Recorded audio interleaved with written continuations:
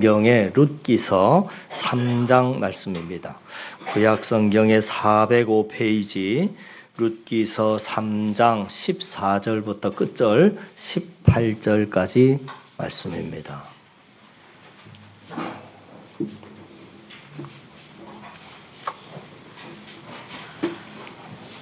구약 성경의 405페이지 룻기서 3장 14절부터 끝절 18절까지 말씀을 같이 한 목소리로 읽습니다. 룻이 새벽까지 그의 발치에 누웠다가 사람이 서로 알아보기 어려울 때에 일어났으니 보아스가 말하기를 여인이 타작마당에 들어온 것을 사람이 알지 못하여야 할 것이라 하였음이라. 보아스가 이르되 내 겉옷을 가져다가 그것을 펴서 잡으라 하매 그것을 펴서 잡으니 보리를 6번 되어 룻에게 지워주고 성읍으로 들어가니라. 룻이 시어머니에게 가니 그가 이르되 내 딸아 어떻게 되었느냐 하니 룻이 그 사람이 자기에게 행한 것을 다 알리고 이르되 그가 내게 이 보리를 6번 되어 주며 빈손으로 내 시어머니에게 가지 말라 하더이다 하니라. 이에 시어머니가 이르되 내 딸아 이 사건이 어떻게 될지 알지까지 앉아있으라. 그 사람이 오늘 이 일을 성취하기 전에는 쉬지 아니하리라 하니라. 아멘. 우리 앞뒤 옆 사람 살피시면서 반가운 인사 나눕니다. 반갑습니다. 반갑습니다. 반갑습니다. 자, 우리가 룻기 말씀을 볼 때 놓치지 않아야 할 관점이 있다 말씀드렸습니다. 그게 모형론이라 하는 말씀을 드렸는데 여기에 등장하는 보아스라고 하는 남자는 우리의 신랑 되시는 주님의 모형이 되고요. 또 룻은 주님의 신부가 되는 교회, 즉 성도의 모형이 됩니다. 그래서 우리가 룻기를 볼 때는 그런 모형론의 관점으로도 볼 수 있어야 합니다. 오늘은 룻과 보아스가 드디어 만나는 장면입니다. 룻과 보아스가 만나는 오늘 말씀을 통해서 구체적인 메시지를 살펴보려고 합니다.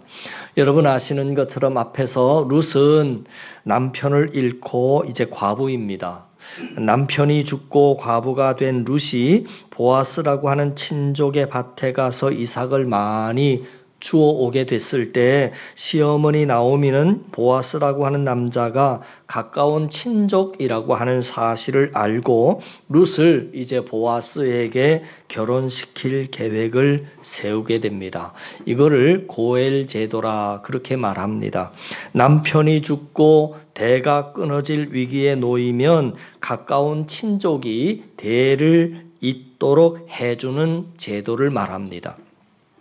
그래서 시어머니 나오미는 젊은 나이에 과부가 된 룻이 보아스를 다시 조용히 만날 수 있는 시간과 장소에 대한 정보를 줍니다.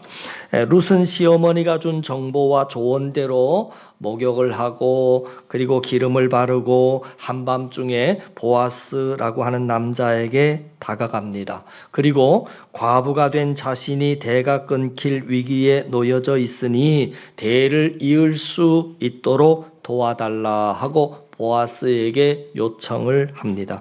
그러자 보아스는 자기보다 룻과 좀 더 가까운 친척이 있으니 날이 밝으면 그 우선권이 있는 친척에게 룻을 책임질 것인지, 다시 말해서 룻과 결혼을 할 것인지를 물어봐서 그 사람이 책임진다. 그러면 자기는 물러서고 만약에 그 사람이 책임지지 않는다. 그러면 자신이 책임지겠노라 하고 룻에게 약속을 합니다.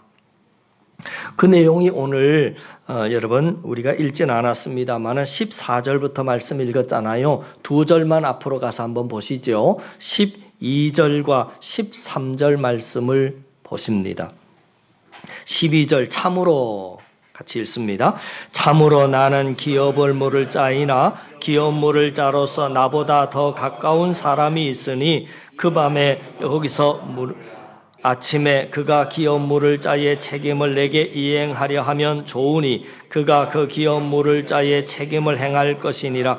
만일 그가 기업 물을 자의 책임을 내게 이행하기를 기뻐하지 아니하면 여호와께서 살아계심을 두고 맹세하노니 내가 기업 물을 자의 책임을 내게 이행하리라. 아침까지 누워 있을지니라 하는지라. 이렇게 나와 있습니다. 복잡하게 길게 이야기한 것 같습니다만은 내용이 아주 간단합니다. 대가 끊겨질 위기인데 그러면 가까운 친족이 고엘 제도라고 하는 것을 통해서 대를 잇도록 결혼을 해줘야 합니다. 그런데 우선순위로 보자면 나보다 더 가까운 친족이 있으니까 그에게 우선권을 줘서 그가 허락을 하면 너는 그 사람하고 결혼하면 되고, 만약에 그 사람이 너를 책임지지 않겠다 그러면 내가 하나님 앞에 맹세하건대 너를 반드시 책임지리라 하는 그런 말입니다. 그리고 나서 새벽에 룻이 집으로 돌아옵니다. 룻이 집으로 돌아올 때 룻을 보아스라고 하는 남자가 빈손으로 보내지 않습니다. 룻에게 보리를 선물로 줘서 보내가 되는데 오늘 15절 말씀에 보시면 이렇게 나와 있습니다. 보아스가 이르되 내 겉옷을 가져다가 그것을 펴서 잡으라 하매 그것을 펴서 잡으니 보리를 6번 되어 룻에게 지워주고 성읍으로 돌아가니라. 이렇게 나와 있습니다. 여러분, 보리를 선물로 주는데 보아스가 룻에게 치마를 펴서 보리를 받으라 하는 것인데, 근데 6번을 주었다라고 나오는데 6번 할 때 이 번자라고 하는 말은 많은 구약학자들이 어떻게 해석을 하느냐면 오멜이라고 하는 단위로 해석을 합니다. 그러니까 한 번, 두 번, 세 번 이 양을 오멜이라고 하는 단위로 본다는 거지요. 그러니까 6번이라고 하는 것은 6오멜쯤 됐을 것이다. 학자들은 그렇게 보는 겁니다. 그러면 우리가 오멜이라고 하는 단위를 잘 모르는데 한 오멜은 오늘 우리들의 이제 무게의 단위로 보면 2.2리터 정도 됩니다. 그러니까 2.2리터가 한 오멜이니까 6오멜을 줬다라고 하는 것은 2리터짜리 생수병 6개, 그 정도 분량입니다. 그 정도 양만큼 보리를 퍼줬다라고 하는 겁니다. 그러니까 계산을 하자면 약 13리터 정도 되는 양입니다. 여러분, 사실 보아스는 룻에게 더 많은 보리를 주고 싶었고 더 줄 수 있습니다. 보아스는 부자입니다. 그보다 훨씬 더 많은 보리를 줄 수 있었지만 왜 6오멜만 줬냐라고 하는 것에 여러분 잠시 좀 집중을 해서 보려고 합니다. 왜 6오멜만 줬나라고 할 때 보아스가 이 룻을 봤을 때 룻이라고 하는 여인이 이 보리를 가지고 갈 수 있는, 여인의 힘으로 한 번에 가지고 갈 수 있는 최대치의 양을 약 13리터 정도로 본 겁니다. 이게 여러분 무슨 말이냐면 우리의 신랑 되신 주님께서 아까 제가 모형론으로 이렇게 봤을 때 보아스는 우리의 신랑 되신 주님을 의미한다 그랬고요. 룻은 신부된 룻은 교회 우리 성도를 의미한다 그랬는데, 그러면 주님이 우리에게 복을 주실 때도 꼭 이와 같이 주신다 하는 겁니다. 보세요 여러분, 내가 받을 수 있는 한도치의 최대치를 주십니다. 그게 얼마만큼이냐면 6오멜이다라고 하는 겁니다. 내가 받을 수 있는, 내가 감당할 수 있는 최대치를 하나님께서 우리에게 복으로 주신다라고 하는 것입니다. 그러면 여러분, 그 복을 받을 수 있는 한계치가 사람마다 다 다를 겁니다. 믿음의 분량, 믿음의 그릇이 사람마다 사이즈가 다 다르다라고 하는 거지요. 그래서 하나님은 어떤 사람에게는 6오멜을 주고 어떤 사람에게는 3오멜을 주고 어떤 사람에게는 2오멜을 주고 그렇게 나누어 주는 겁니다. 그것이 하나님께서 편애해서 그러신 것이 아니라 정말 그 영혼을 사랑하니까 그 그릇에 맞게 주는 겁니다. 여러분, 우리가 신앙생활을 하면서 꼭 믿어야 할 것 중에 하나가 이것입니다. 하나님이 나에게 복을 주실 때 내가 감당할 수 있는 한도의 최대치를 주신다 하는 겁니다.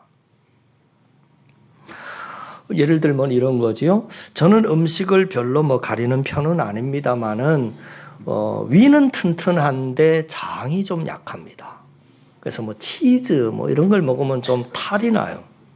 먹을 땐 입맛은 참 좋은데 소화가 잘 안 되고 한 3시간, 4시간 지나가면 장이 이거를 제대로 소화를 못해서 힘든 부분이 있습니다. 근데도 여러분, 치즈라고 하는 게 몸에 참 좋잖아요. 근데 여러분 생각해 보세요. 저에게 있어서 치즈, 그 음식이 참 몸에 좋다고 해서, 음식이 맛있다고 해서 많이 먹는 것이 저에게 복이 되지 않을 겁니다. 제가 소화할 수 있는 그 능력 안에서 먹는 것이 복이지 무조건 많이 먹는다고 복이 아니다 그 말이지요. 그럼 똑같습니다, 여러분. 각자의 그릇에 맞게 하나님께서는 그 한계치에서의 최대치를 하나님께서 우리에게 부어주신다 하는 겁니다. 그게 오늘 루덱에 있어서는 그 최대치가 얼마냐면 6오멜이다라고 하는 거지요. 우리는 항상 하나님께 남들과 비교를 합니다. 비교를 하면서 뭐라고 하느냐면, 왜 나와 내 가정에는 많이 안 주실까? 그렇게 원망을 하고 불평을 하고 자기 믿음의 그릇 사이즈는 생각하지 않습니다. 옆 사람하고 비교하면서 왜 하나님은 저 사람은 6오멜인데 나는 2오멜밖에 안 주십니까? 자기 그릇은 계산해 놓지 않고 그냥 수치만 비교하면서 원망을 하고 불평을 하더라 그 말이지요. 그러니까 항상 하나님께 원망이 있고 섭섭함이 있고 불평이 있는 겁니다. 그러나 하나님께서는 내 그릇에 맞도록 내 한계치에서의 최대치를 채워주시는 하나님이시라고 하는 것을 믿으면 그냥 원망과 불평이 한순간에 감사로 바뀌게 되는 거지요. 여러분, 우리는 늘 양을 가지고 남들과 비교하면서 하나님께 불평할 때가 참 많습니다. 그러나 우리는 꼭 기억해야 됩니다. 하나님은 내 그릇에 맞게 채워주시는 하나님이시라고 하는 겁니다. 우리들이 그 사실을 알 때 원망과 불평이 감사로 바뀌고, 또한 마음 한켠에는 내가 내 믿음의 그릇을 더 키워야 되겠구나라고 하는 새로운 신앙의 목표가 생겨나게 되는 거잖아요. 여러분, 잊지 마십시오. 하나님은 우리에게 은혜와 복을 절대 아끼시는 분이 아니십니다. 하나밖에 없는 독생자도 아낌없이 여러분들에게 내어주셨는데 하나님이 여러분들에게 뭘 아끼겠습니까? 그릇만 되면, 능력만 되면 하나님은 6오멜이 아니라 60오멜인들 600오멜인들 다 퍼주고 싶은 것이 하나님 마음 아니겠습니까? 그래서 여러분들이 2019년을 이렇게 마무리하면서 정말 내가 하나님으로부터 더 풍성한 은혜를 받아 누리기를 원한다면 믿음의 사이즈를 키우면 되는 겁니다. 그러면 여러분들이 굳이 채워달라고 구하지 않아도 하나님이 기다렸다는 듯이 채워주실 줄을 믿습니다. 자, 오늘 본문에서 보아스가 밤에 자신을 찾아온 룻을 빈손으로 돌려보내지 않고 보리 6오멜을 채워서 보내줬던 것처럼 하나님께서 오늘 예배를 통해서도 여러분들을 절대 빈손으로 돌려보내지 않으실 것입니다. 이 예배를 통해서 여러분들에게 필요한 힘과 복을 하나님께서 부어주실 텐데, 얼마만큼 부어주시느냐면 각자의 분량만큼, 각자의 그릇만큼 하나님은 채워주실 것입니다. 자, 두 번째 그릇은 사모함이라고 하는 그릇입니다. 내가 마음속에 갈급하고 또 사모한 것만큼 받아 누리는 거죠. 그러니까 예를 들자면 이런 겁니다. 이제 여기 앞에다가 이렇게 막 맛있는 뷔페 메뉴를 앞에다가 막 이렇게 잘 차려놨다고 가정을 한번 해보십시다. 제가 여러분들에게 이렇게 잘 차려놨으니, 진수성찬을 차려놨으니 이제부터 나오셔서 이렇게 마음껏 드십시오 하고 말씀을 드렸습니다. 그러면 여러분들이 식사를 할 때 먹는 양이 각자 다 다를 겁니다. 어떻게 다를까요? 어떻게 다르겠습니까? 그 먹는 양을 결정하는 건 뭡니까? 내가 배가 많이 고프냐, 고프지 않으냐, 요 차이겠지요. 네, 그럴 겁니다. 여러분들이 식사를 이 아침에 안 하시고 오신 분들은 많이 드실 겁니다. 그만큼 배가 고프기 때문입니다. 근데 예배 오시기 전에 식사를 하지 않고 공복으로 와서 여기에서 이제 진수성찬을 차려놨다. 그럼 많이 드실 거고, 식사를 하고 오셨으면 별로 안 드실 겁니다. 자, 왜냐? 배고픔이 덜하기 때문이겠죠. 은혜도 여러분 마찬가지입니다. 똑같이 예배에 참석을 해도요, 여러분 영적인 주림과 그리고 목마름의 정도만큼 은혜를 받아 누리게 되는 겁니다. 하나님은 사모하는 영혼을 만족케 하신다 그랬어요. 그 사모함의 크기가 그릇의 크기이다 하는 겁니다. 여러분 잊지 마십시오. 하나님은 우리의 그릇만큼 채워주시는 하나님이십니다. 그러므로 먼저는 지금 내가 하나님께 받아 누리고 있는 것이 내 그릇이 감당할 최대치의 축복인 것을 깨닫고 먼저 감사하셔야 하고요. 다음으로는 신앙의 훈련을 통해서 여러분들이 올 한 해 믿음의 그릇을 더 키워가심으로 말미암아 키운 만큼 알아서 더 채워주시는 하나님의 은혜를 마음껏 누릴 수 있는 저와 여러분 우리 모두가 다 되실 수 있기를 주님의 이름으로 간절히 축원을 드립니다. 다음으로 우리가 하나 더 살펴봐야 할 내용이 뭐냐면, 룻이 이제는 보아스를 만나고 집으로 돌아왔습니다. 룻이 시어머니 나오미의 조언대로 보아스하고 이제 오늘날로 말하면 이제 맞선을 보고 온 겁니다. 맞선을 보고 왔는데, 맞선을 보고 왔을 경우에 집으로 돌아오자마자 시어머니가 뭘 물을 것 같습니까? 시어머니가 맞선 보고 와라, 그리고 맞선을 보고 왔어요. 그러면 뭘 물어볼 것 같은가 하는 생각을 하시면서 성경을 한번 보십시다. 16절, 17절, 18절 말씀이에요. 16절, 룻이 시어머니에게 가니, 시작. 룻이 시어머니에게 가니 그가 이르되 내 딸아 어떻게 되었느냐. 룻이 그 사람이 자기에게 행한 것을 다 알리고 이르되 그가 내게 이 보리를 6번 대어주며 이르기를 빈손으로 내 시어머니에게 가지 말라 하더이다 하니라. 이에 시어머니가 이르되 내 딸아 이 사건이 어떻게 될지 알기까지 앉아있으라. 그 사람이 오늘 이 일을 성취하기 전에는 쉬지 아니하리라 하니라. 이렇게 나와 있습니다. 이게 이제 오늘날로 표현하자면 맞선을 보고 이제 집으로 돌아와서 시어머니하고 나눈 대화의 내용입니다.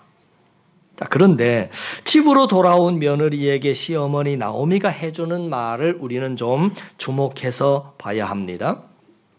네가 보아스를 만나서 너의 문제와 필요를 보아스에게 다 아뢰었다면 이제부터는 잠잠히 앉아서 기다리라 하는 내용입니다.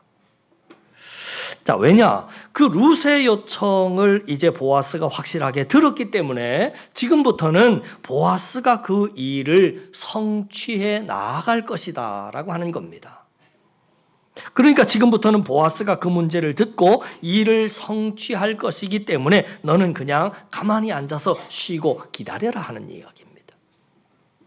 이 말이 무슨 말이냐면 지금 나의 어려운 사정과 나의 문제를 알리기 전까지는 네가 해야 될 일이고 그 다음부터는 보아스가 해야 될 일이다라고 하는 거지요. 그러니까 너는 네가 해야 할 일을 다 했기 때문에 그 다음은 이제 보아스에게 맡기고 너는 쉬라고 기다리라고 하는 겁니다. 여러분, 우리는 여기서 무슨 원리를 배우게 되느냐면 기도의 원리를 배우게 되는 겁니다.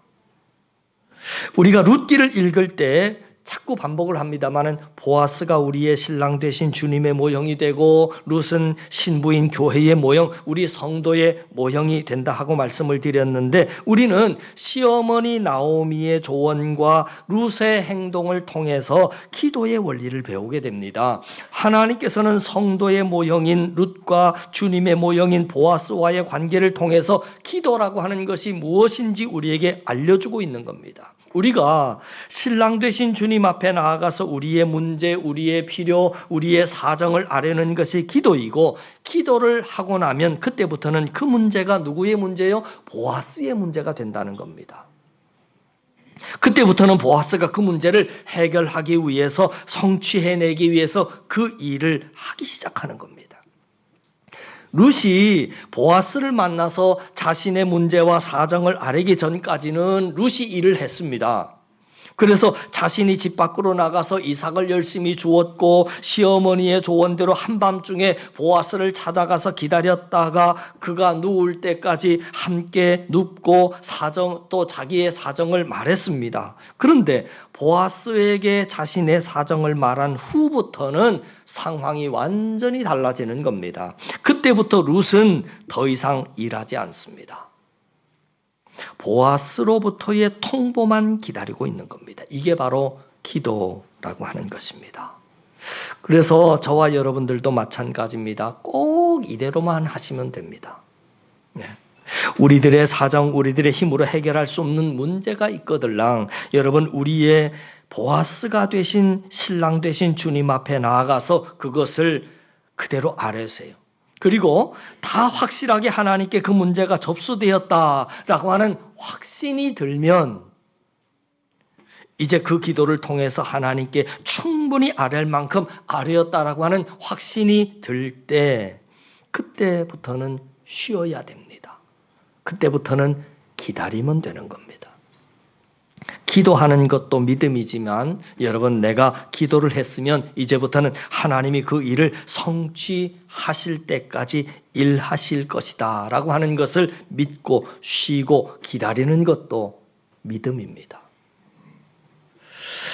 여러분, 그 모습을 누가 정말 잘 보여주고 있느냐면 성경 말씀의 배치가 참 기가 막힌 배치가 돼 있어요. 오늘 그 가르침을 주고 있는데 그 가르침 다음에 무슨 배치가 되어 있느냐, 여러분 보시죠. 룻기서 지금 4장이잖아요. 그 다음이 뭐죠? 사무엘상입니다. 사무엘상이 시작하자마자 주인공이 누구로 나타나지요? 한나입니다. 한나를 통해서 참 기가 막힌 가르침을 주고 있는데, 여러분, 한나가 무슨 문제가 있었습니까? 불임의 문제가 있었습니다. 그 불임의 문제를 해결하지 못해서 주님 앞에 막 기도했었습니다. 성전에 올라가서 기도했습니다. 그런데 언제까지 한나가 기도를 했냐면, 한번 확인 한번 해보십시오. 언제까지 한나가 기도했나? 사무엘상 한 장 넘기시면 1장 17절 말씀을 한번 보시지요. 1장 17절을 보시면 한나가 성전에 올라가서 막 울면서 간절히 기도했습니다. 그러자 옆에서 그 기도하는 모습을 지켜봤던 엘리 대제사장이 한나에게 하는 말이 17절 말씀이에요. 뭐라고 말하는지 한번 보시죠. 엘리가 대답하여 이르되, 시작. 엘리가 대답하여 이르되 평안히 가라. 이스라엘의 하나님이 내가 기도하여 구한 것을 허락하시기를 원하노라 하니. 여기까지인데 엘리 대제사장이 기도하고 있는 사람에게, 기도하고 있는 이 한나에게 뭐라고 그랬느냐면 평안히 가라 그랬습니다. 이 말은 오늘날로 말하자면 이런 표현입니다. 여러분들이 예배당에 나와서 막 답답해가지고 하나님 앞에 막 기도하고 있었어요. 목사인 제가 옆에서 이렇게 쳐다봤어요. 쳐다보다가 이제 저 정도 하면 하나님이 저 기도 충분히 들으셨겠다. 그런 감동이 저에게 왔어요. 저에게 와서 그래서 제가 그 성도님에게 이렇게 말을 한 겁니다. 이제 됐습니다. 집으로 돌아가세요. 그러니까 한나 성도님이 어떻게 반응을 했나? 한나 성도가 어떻게 반응했나 보시죠. 그 다음 절 18절 말씀이 한나 성도가 이렇게 반응을 했습니다. 18절 이르되 시작. 이르되 당신의 여종이 당신께 은혜 입기를 원하나이다 하고 가서 먹고 얼굴에 다시는 근심빛이 없더라. 아멘. 거기까지 말씀이에요. 자, 언제까지 기도했냐면 엘리 대제사장이 됐다라고 말할 때까지. 그리고 그 뒤로 가서는 더 이상 금식도 안 하고 먹고 얼굴에 근심빛도 없고 걱정 하나도 안 했다 그 말입니다. 왜 그렇습니까? 믿었다는 거지요. 내가 문제를 아뢰었기 때문에 하나님이 그 일을 성취하실 때까지 쉬지 않으실 것이다라고 하는 것을 한나가 믿었기 때문에 본인은 편안하게 이제 쉬고 기다릴 수 있게 된 겁니다. 그리고 때가 되자 사무엘이 생겼습니다. 그러니까 여러분 한나만 놓고 보더라도 우리가 하나님 앞에 뭔가 문제를 놓고 충분히 기도를 했으면 어느 순간이 되면 우리는 그 문제에 대해서는 하나님께 완전히 그냥 맡겨버리고 이제는 기대함으로 감사함으로 그 응답을 기다리면서 쉬는 믿음도 필요하다 하는 겁니다. 자, 오늘 말씀을 좀 정리하겠습니다. 오늘 룻과 보아스의 만남을 모형론의 관점에서 살펴봤는데요. 첫 번째로 보아스는 자신을 찾아온 룻을 빈손으로 보내지 않았습니다. 그녀가 가지고 갈 수 있는 한도의 최대치가 되는 6 오매를 퍼줬습니다. 우리가 믿는 하나님도 마찬가지입니다. 우리에게 복을 많이 주시기를 원하시는 하나님이시지만 하나님께서는 우리에게 복을 주실 때 우리가 감당할 수 있을 만큼 가지고 갈 수 있을 만큼 그 한계치에서 최대치를 주신다 하는 것입니다. 우리가 이것을 깨닫고 믿을 때 하나님이 정말 나한테 꼭 맞는 최대치의 복을 주시는구나 라고 믿어지면서 원망이 감사로 바뀌고 그리고 또 동시에 하나님 제가 믿음의 그릇을 더 키우겠습니다. 하나님이 마음껏 퍼주실 수 있도록 제가 믿음의 그릇을 더 크고 단단하게 만들겠습니다. 라고 하는 신앙의 목표가 생기는 것입니다. 자, 저는 바라기는 다가오는 2020년에는 여러분들의 믿음의 그릇이 더 커져서 또 우리 한사랑교회의 믿음의 그릇이 더 커져서 하나님이 정말 마음껏 퍼주실 수 있는 그 은혜가 넘치는 우리 교회 저와 여러분 되기를 주님의 이름으로 간절히 축원을 드립니다. 그리고 하나 더 살펴봤습니다. 보아스가 룻을 위해서 일하기 시작했던 이유 딱 하나였습니다. 룻이 보아스에게 찾아가서 아뢰었기 때문입니다. 그게 기도입니다. 여러분이 기도하면 그때부터는 하나님이 일하시기 시작하시는 겁니다. 여러분이 이 사실을 마음속에 새기시고 하나님이 내 가정과 내 사업장을 위해서 쉬지 않고 일하시도록 하나님이 내 자녀들을 위해서 쉬지 않고 일하시도록 늘 기도에 힘쓰실 수 있기를 주님의 이름으로 간절히 축원을 드립니다. 바라기는 이 말씀을 마음속에 여러분 꼭 새기시고 하나님 저 혼자는 할 수 없습니다. 하나님께서 저를 위해서 일해 주셔야 합니다. 하나님 나와 동행해 주셔야 합니다. 하나님 도움이 필요합니다라고 구하심으로 말미암아 여러분들이 아뢰물 접수하고 여러분들을 위해서 힘써 일하시는 그 하나님을 경험하며 살아가는 2019년의 연말을 저와 여러분 하나님과 동행하는 그런 삶을 살아가는 저와 여러분 우리 모두가 다 되실 수 있기를 주님의 이름으로 간절히 축원을 드립니다. 기도드리겠습니다.